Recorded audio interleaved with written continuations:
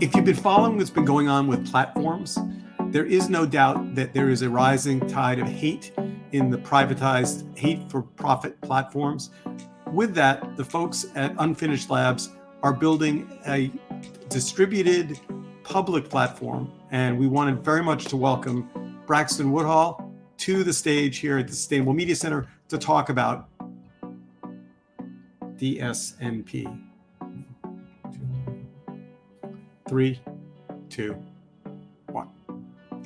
If you've been following what's been going on in platforms lately, there's a rising tide of hate and hate for profit. And really, there are some new thinking.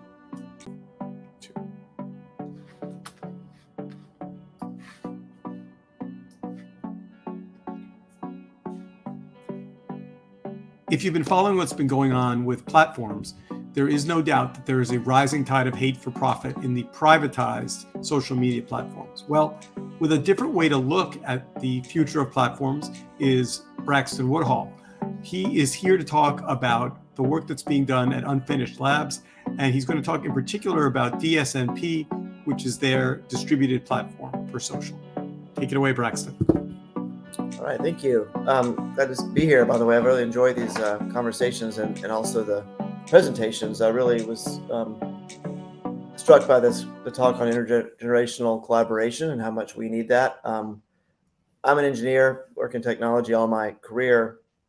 I'm on the older end of the spectrum here, as I think was mentioned earlier about the wide age range here. And in my career, though, work with engineers, obviously at all different ages and down to the 20s, not down below that. But it's really struck me how it would be important to start making connections with age groups beyond, below the kind of professional age range and down into the educational side. So maybe this will be the start of something like that for what we're doing where I work.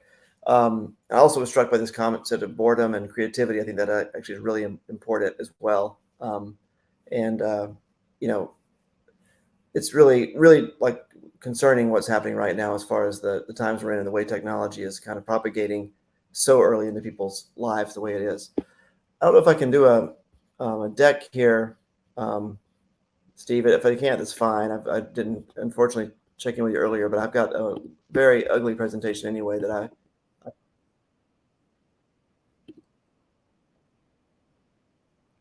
oh, there it is. Okay.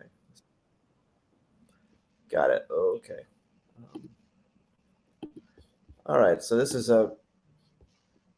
whoops. It says, oh, permissions. Never mind. It's a permission issue. I'll just talk it because it's a really ugly slideshow anyway that looks like an engineer made it. And I'll just give you kind of the rundown of what I've been talking about recently in technology circles, but I appreciate the opportunity to do it here in a broader circle.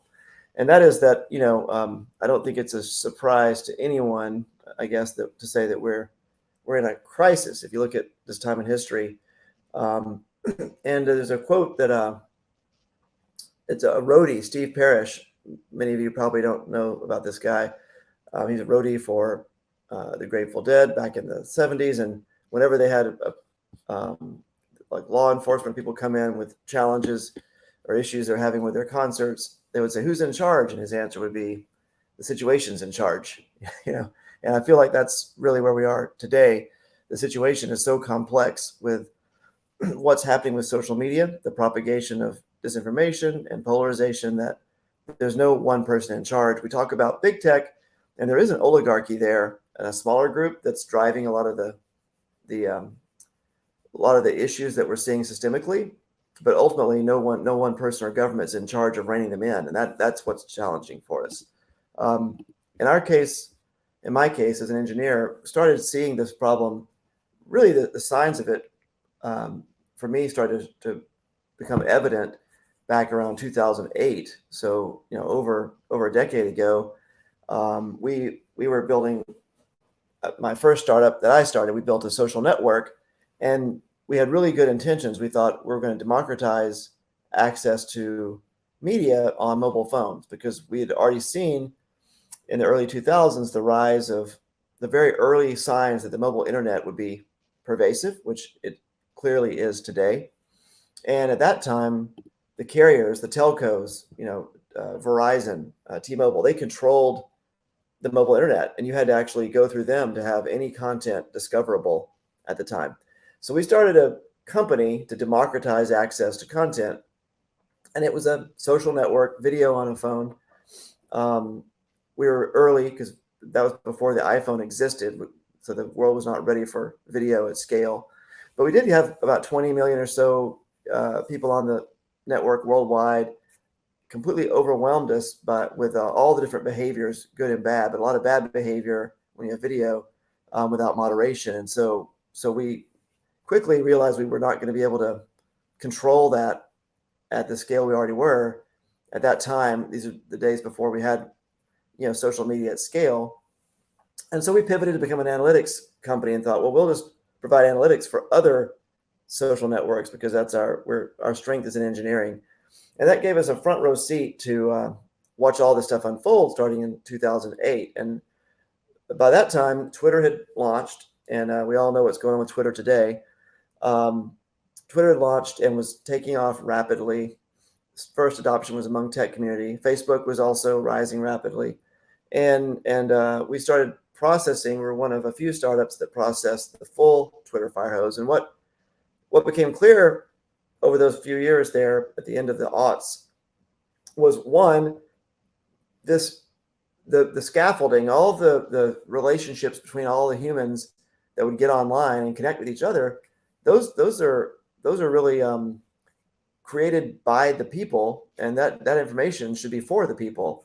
And so what I saw is it felt like you're watching virtual bridges being built, but they were privately owned.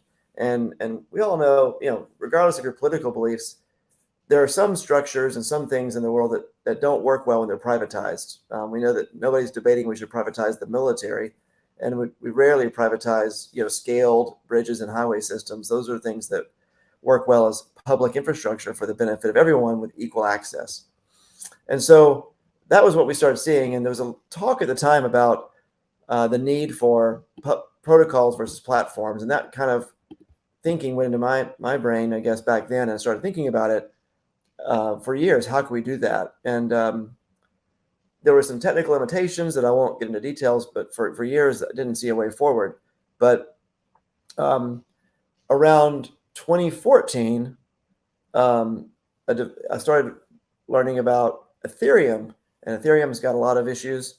The way it's used definitely is concerning, but started realizing that there was a way to create a universal database that's not owned by a private company or controlled by a state or any one actor. It can be decentralized the way that the internet itself is decentralized. And it's important to note that when you think about all the problems we're having with social media, it's important to think about why we have these problems, right? And it's, people have said this earlier in talks. The private companies that run these platforms, they need to make money. To make money, they need more engagement for advertisers. To drive engagement, they have these algorithms that try to incite people to check their phones more often, check the apps more often. What works best tends to be these emotionally engaging pieces of content that drive polarization politically, that in many cases are based on or tied to disinformation and inflammatory rhetoric. And that's the problem, right? So how do you unwind that?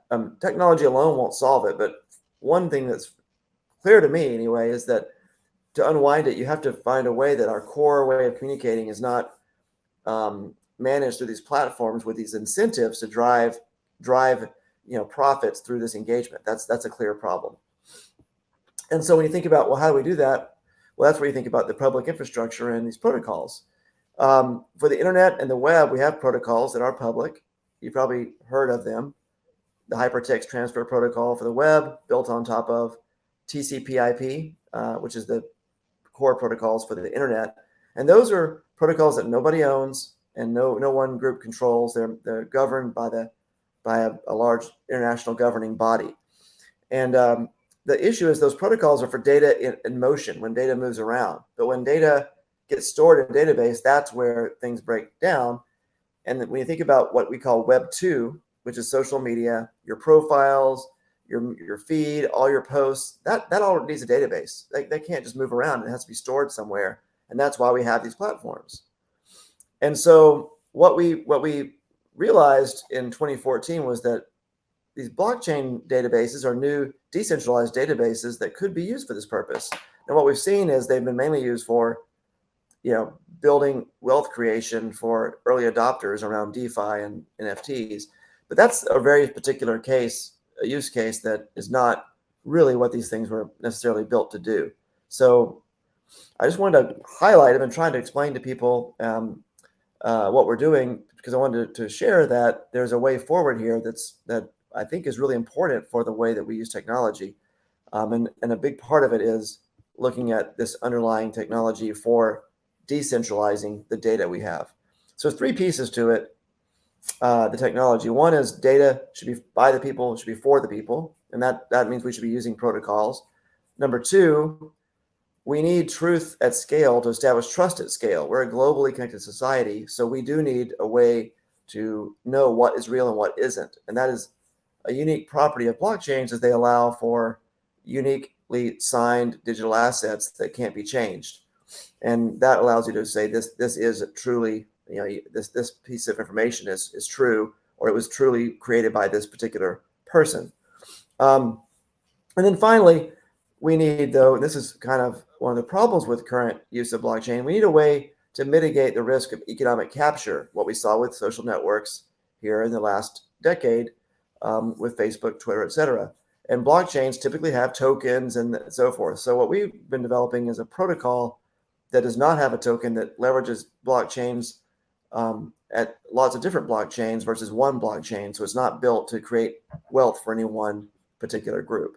So we think that's really, really critical. We call that the Decentralized Social Networking Protocol, and you can read about it at DSNP.org.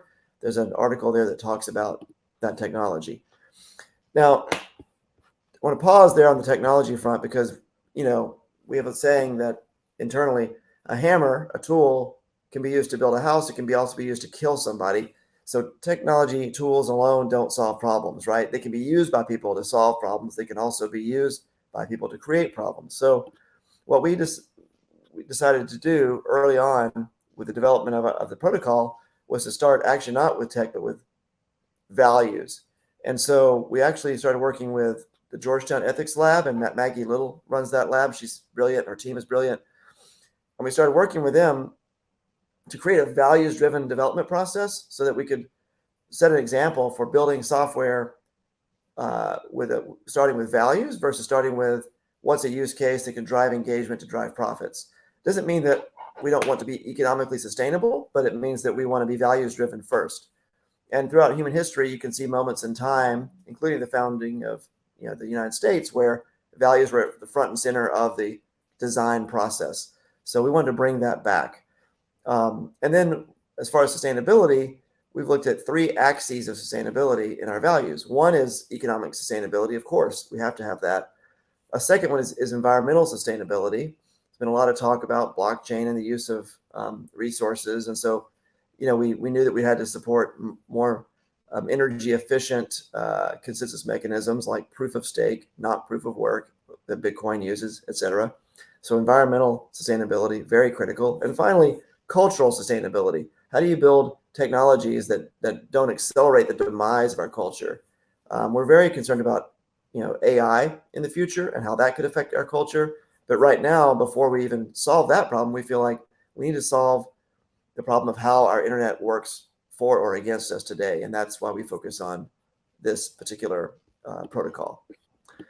So values-driven development is very important. We've got a white paper we'll be publishing on that shortly that we worked on with the Georgetown Ethics Lab. We're expanding the universities that are involved with helping us work on this. It'll be open source. I encourage you all to read that. Then on top of that is the actual protocol I mentioned that we've been developing, DSNP. And then finally, to make DSNP a reality, we've got to build actual blockchains. And we just launched our first blockchain last night. It's called Frequency. And if you go to frequency.xyz, you can read about that. And it's just one implementation of DSNP. There could be others, but it's important to start not just speculating about how to change things. We think it's important to start building the change because, like I mentioned earlier, we're in a crisis now. We need to work our way through it. So we're now deploying that technology. We're trying to work to build a movement around that technology and a governance model. And those three tracks are part of a larger nonprofit effort called Project Liberty. So I'd encourage you all to look out. You can go to projectliberty.org or projectliberty.io and learn about that project. And it's basically looking at those intersections of technology, culture, and governance, and how do we basically build a better internet by bringing those elements together. And just wanted to kind of spread the news that this effort's happening now. I've learned a lot today about other organizations. I know there are many working on this problem from other angles. The getmediasavvy.org, I know, is a place now I've learned about that we should be talking as well about how to work together. There's a Better Internet Coalition that's been emerging that we're working with or talking to about working together. So there's a lot of efforts right now happening, but I think it's really important that we move quickly to action to confront these acute problems we're seeing that are not just online, but they're happening now. We saw it with the election of 2016, the current election. We've obviously did better than expected, but still seeing challenges in Arizona right now. We're seeing issues with war crimes in Ukraine and how they're being portrayed. This is a real urgent crisis, so we need solutions now. So I encourage all of you to learn about what we're doing and hopefully join us in any way that you can. I think there's opportunities for all ages to be involved.